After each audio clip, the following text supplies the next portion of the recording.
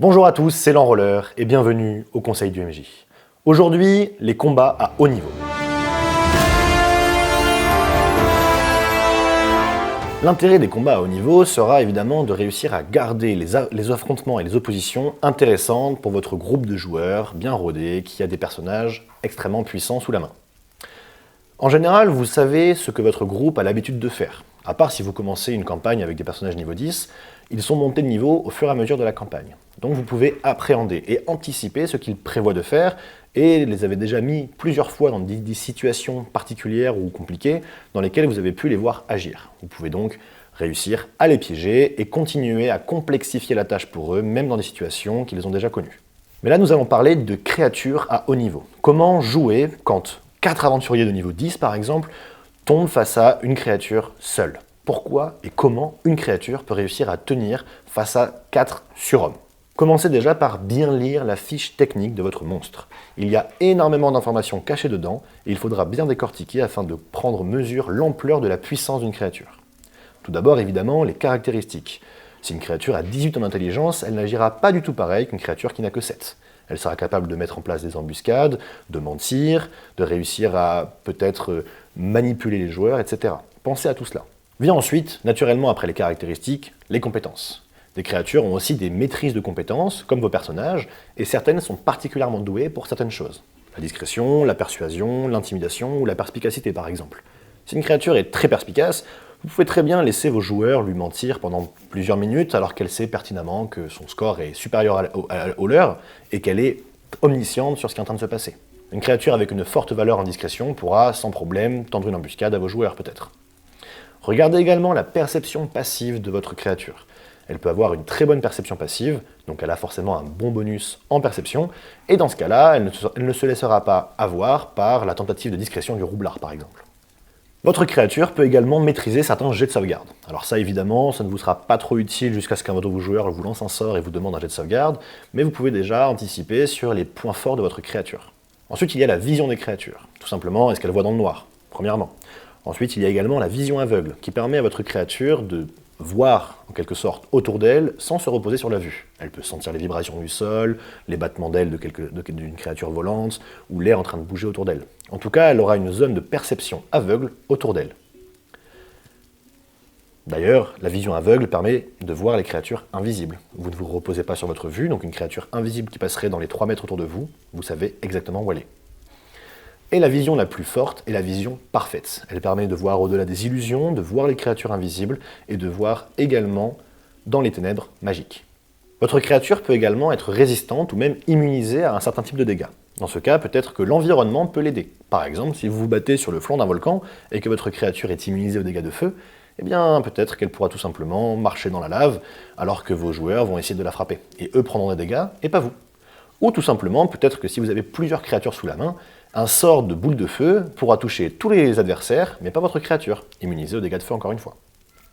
Servez-vous-en pour tendre des embuscades et faire des combos avec une autre créature ou des éléments extérieurs.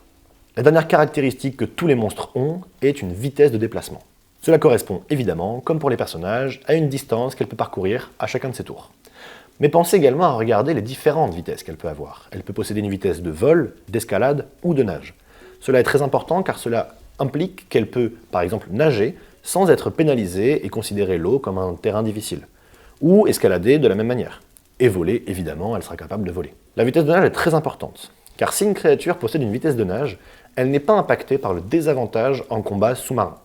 Donc cela peut être également une très bonne stratégie pour la créature d'amener le groupe de joueurs à la suivre sous l'eau, sous un lac, dans une rivière, et de réussir à l'attaquer sans désavantage en faisant de lourds dégâts et en réussissant à les toucher à chacun de ses tours. Les créatures puissantes, capables de tenir tête à un groupe d'aventuriers puissants, à haut niveau, auront très souvent des actions légendaires. Il s'agit d'actions que la créature est capable d'utiliser à la fin du tour d'un autre personnage.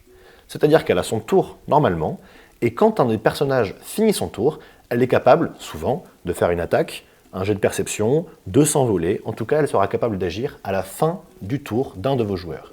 La première fois que vous allez l'utiliser, croyez-moi, cela va les surprendre. Après, au bout d'un round, ils seront conscients de ce que la créature peut faire et prendront leur distance. Mais en tout cas, ça va leur permettre de se reposer des questions et de réaborder ce combat différemment de ce qu'ils ont pu connaître. En plus, évidemment, de dynamiser les combats pour vous et de pouvoir vous permettre d'intervenir en plein milieu d'un round. Ces actions sont là exclusivement pour rééquilibrer l'affrontement lorsque vous êtes à 1 contre 4 ou contre 5 par exemple. Cela rend la créature extrêmement puissante et vous pouvez décider à quel moment elle va agir. L'intégralité des actions légendaires revient au début de son tour. Donc chaque action légendaire pas utilisée est une action perdue à chaque round. Donc vous pouvez tout simplement agir à votre tour, plus en général c'est 3 actions légendaires.